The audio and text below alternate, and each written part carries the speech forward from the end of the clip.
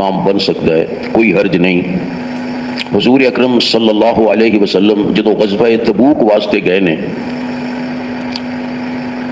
تقریباً آپ نو 2 مہینے لگے، 20 دن جان چ تے 20 دن اوتھے ٹھہرے تے 20 دن واپسی چ۔ یہ تقریباً 1000 کلومیٹر دے قریب فاصلہ ہے مدینہ منورہ تو تبوک دا۔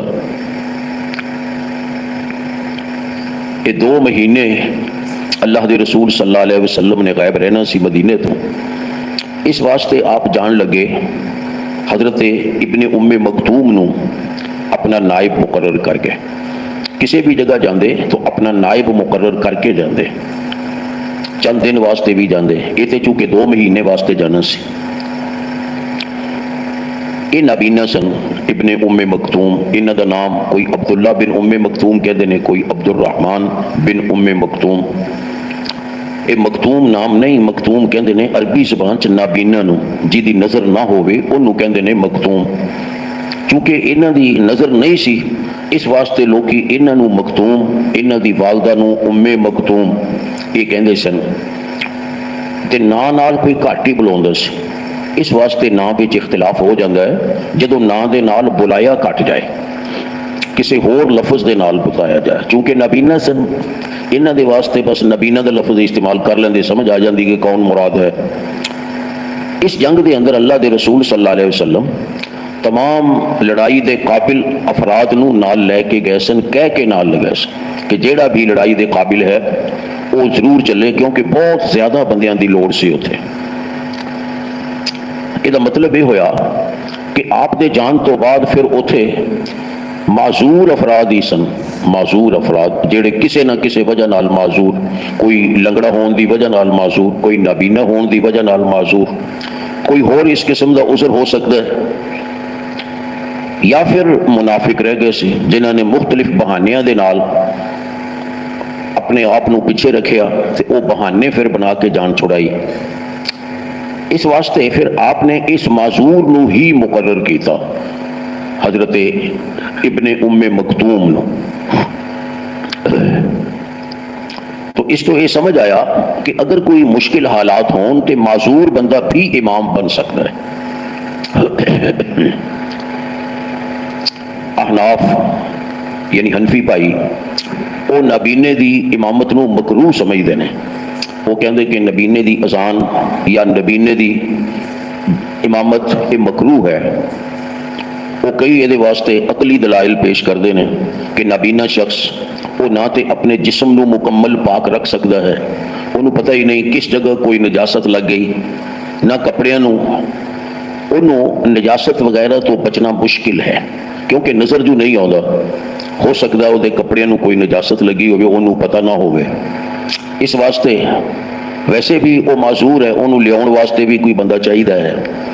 اس واسطے وہ کہتے ہیں کہ نابینے دی اذان تے نابینے دی جماعت یہ مکروہ ہے۔ لیکن اس گل نو عام رکھنا یہ صحیح نہیں،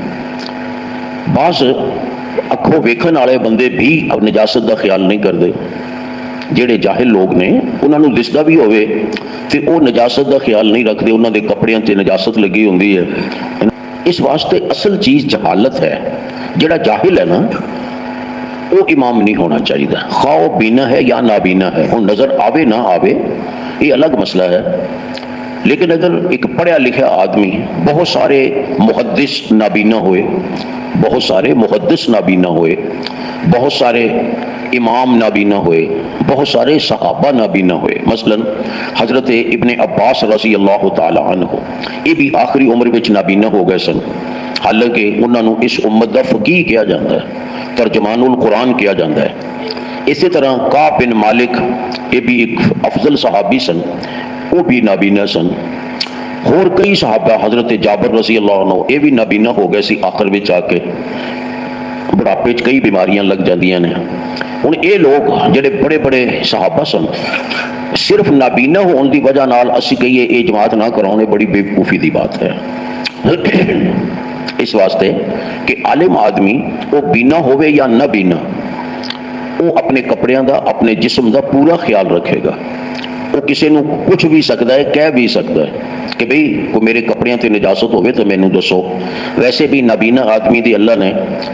سنن دی طاقت تے سونگن دی طاقت زیادہ رکھی ہوندی باقیاں نالوں، وہ سونگ کے بھی حساب لا لیندے نے اگرچہ نظر نہیں آਉਂدا۔ اس واسطے نابینا دی اذان یا امامت نو مکروہ کہنا تے مطلق رکھنا اینو ایک غلط بات ہے۔ وہ کہندے نے جی نابینا بندہ انہوں ٹائم تے دسدا نہیں، انہیں کسی نو پوچھ کے یا کسی دے کہن سے اذان کہنی ہے تے وہ وقت تو پہلے کہہ دے گا یا بعد کہہ دے گا نابینا آدمی، اس واسطے نہ اذان کہے۔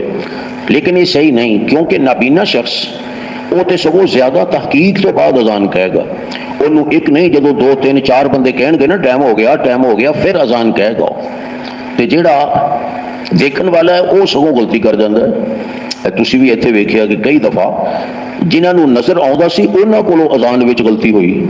نابینا کولوں تے نہیں۔ حافظ فیصل منیر وہ نابینا نے اذان بھی کہندے نے لیکن کدی نہیں کہ وقت تو پہلے اذان کہہ دیتی ہوئے،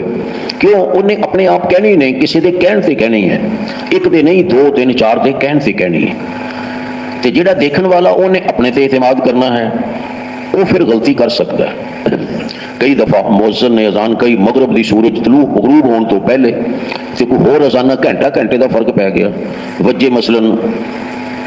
ایک انہیں وجہ سی 12 انہیں ایک سمجھ لیا مثلا انج ہو جاندہ ہے۔ اس واسطے اصل چیز یہ ہے محدثین اس بات دے قائل لیں کہ اس شخص نو دیکھو نابینا ہوئے الگ ہے، لیکن اگر وہ عالم آدمی ہے سمجھدار آدمی ہے تو پھر وہ اذان بھی کہہ سکتا ہے تو وہ جماعت بھی کرا سکتا ہے۔ یہ بات ثابت کرنے لی یہ روایت ایتھے لیاندی گئی کہ اللہ دے رسول صلی اللہ علیہ وسلم نے حضرت ابن ام مکتوم نو اپنا نائب بنایا نمازاں پڑھاؤن واسطے، وہ بھی نابینا سے، لیکن تہذیب یافتہ نابینا، علم والا نابینا، جس طرح بڑے بڑے آئمہ ہوئے نابینے۔ تھوڑے عرصے پہلے حافظ عبد المنان وزیر آبادی کوئی اج تو 100 سال پہلے فوت ہوئے ہو، وہ نابینا سن تے قرآن دے بھی حافظ تھے تے حدیث دے بھی حافظ سن، ساری زندگی پڑھن پڑھاؤن چی گزاری انہوں نے، ساری زندگی پڑھن پڑھاؤن چی، بے شمار محدث پیدا ہوئے انہوں نے کول پڑھ کے۔ ہوں یہو جہا بندہ انہوں اسی کہیے نہیں جی یہ نہیں اذان کہہ سکتا، یہ نہیں جماعت کرا سکتا، یہ بے وقوفی دی بات ہے۔ ہاں یہ ٹھیک ہے عمومی طور پہ کوشش کیتی جائے اس آدمی نو امام بنائیے جڑا امام معذور نہ ہوئے، کیونکہ معذور نو کچھ مسائل پیش آ جاندے نے،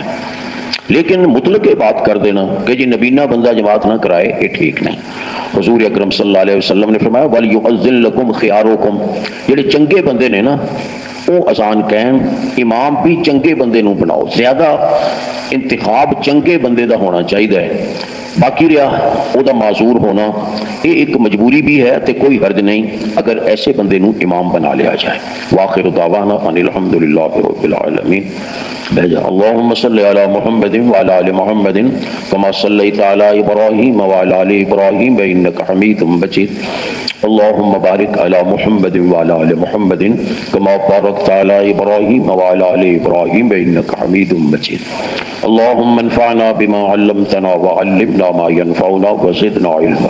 اللہم استر عوراتنا وآمن روعاتنا واغفر حوباتنا وتقبل توباتنا۔ اللہم وفقنا لما تحب وترضى۔ اللہم اهدنا لأحسن الأخلاق والأعمال لا يهدي لأحسنها إلا أنت واصرف عنا سيئها ولا يصرف عنا سيئها إلا أنت۔ اللهم رحمتك نرجو فلا تكلنا إلى أنفسنا طرفة عين وأصلح لنا شأننا كله لا إله إلا أنت۔ اللهم يا مقلب القلوب ثبت قلوبنا على دينك ويا مصرف القلوب صرف قلوبنا إلى طاعتك۔ اللهم انصر الإسلام والمسلمين، اللهم أيد الإسلام والمسلمين،